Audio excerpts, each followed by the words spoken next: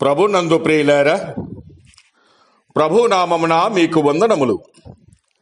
ఈరోజు దేవుని యొక్క వాక్య ధ్యానము యోహాను సువార్త 20 అధ్యాయము 26వ వచనము. 8 దినములైన తరువాత ఆయన శిష్యులు మరలా లోపల ఉన్నప్పుడు తోమా వారితో కూడా ఉండెను. తలుపులు మూయబడి ఉండగా యేసు వచ్చి మధ్యను నిలిచి, మీకు సమాధానము కలుగునుగాక అనెను. దేవుడు ఈ మాటలు దీవించి ఆశీర్వదించునుగాక.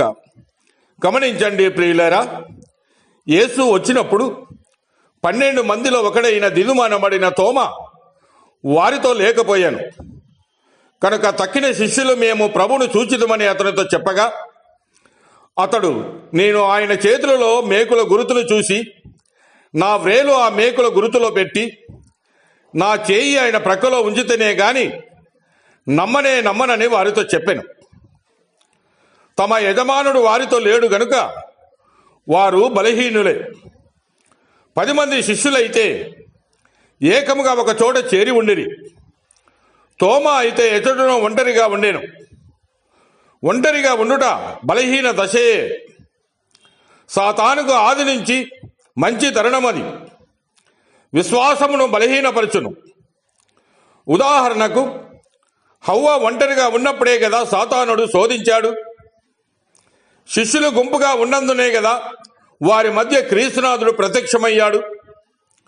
2-3 నా నామమున ఎక్కడ కూడి ఉందిరో అక్కడ నేను వారి మధ్యన ఉందునని ప్రభు చెప్పాడు.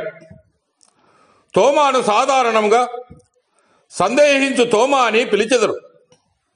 ఇతరులను ప్రభువు లేచినన్న విషయమును సందేహించిరి. అయితే తోమా ఖచ్చితంగా దృఢముగా చెప్పాను.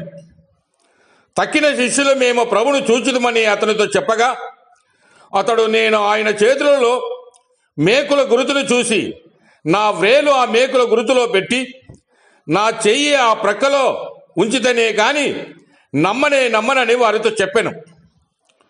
తోమా ప్రభు తన మరణమును గెలిచిన కార్యమును సందేహించి ఉన్నాడు. తాను 3వ దినమున లేచిదనని ప్రభు చెప్పిన మాటలనే సందేహించుచున్నాడు.